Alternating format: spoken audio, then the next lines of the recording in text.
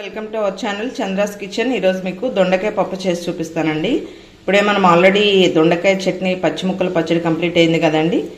ఈ పండినవి మనం పప్పు చేసేసుకుందాం. పప్పు వాష్ చేసి పెట్టుకున్నానండి. దీనిలో వేసేసుకొని మనం కుక్కర్ లిడ్ పెట్టుకొని ఒక 3 విజిల్స్ వచ్చే వరకు బాయిల్ చేసుకుందాం. చూడండి, పప్పు బాయిల్ అయిపోయిందండి. ఇప్పుడు దీన్ని మనము పోపు వేసుకుందాం.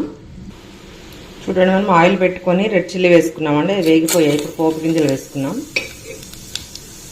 నెక్స్ట్ వెల్లుల్లి రెబ్బలు ఒక 4 వేసు చూస్తారా. పోపు గింజలు కూడా వేగిపోయినాయి. వెల్లుల్లి రెబ్బలు ఇవి కొంచెం గోల్డెన్ బ్రౌన్ కలర్ వచ్చిన తర్వాత ఆనియన్స్ వేస్తామండి.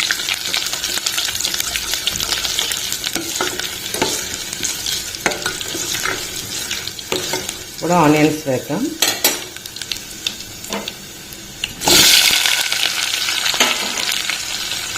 ఈ ఆనియన్స్ కూడా కొంచెం వేగే వరకు వెయిట్ చేద్దామండి. గోల్డెన్ బ్రౌన్ కలర్ వచ్చే వరకు ఆనియన్స్ కొంచెం వేగాయండి. మనం ఆల్రెడీ కర్రీ లీవ్స్ కూడా వేసాను. పసుపు, వర్షం పడుతుందండి. ఆ సౌండ్ వినిపిస్తూనే ఉంటుంది మీకు. ఏంటో ఉరుముతుంది.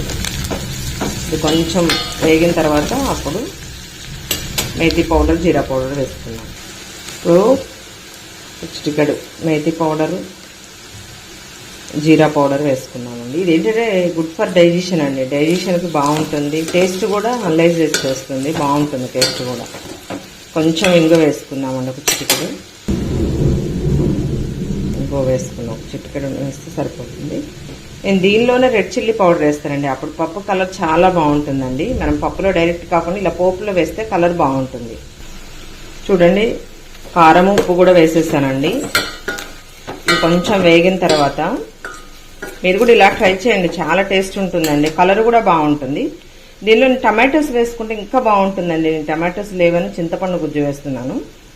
ఒక స్పూన్ వేసుకుంటే చిన్నది కొంచెం సరిపోతుంది టేస్ట్కి తగినట్టుగా. ఇది కొంచెం వేగిన తర్వాత పప్పు యాడ్ చేసేసుకున్నాము. ఇప్పుడు మనము బాయిల్ అయినటువంటి పప్పుని యాడ్ చేసేసుకున్నామండి. ఇది మొత్తం మిక్స్ చేసేసుకున్నాం.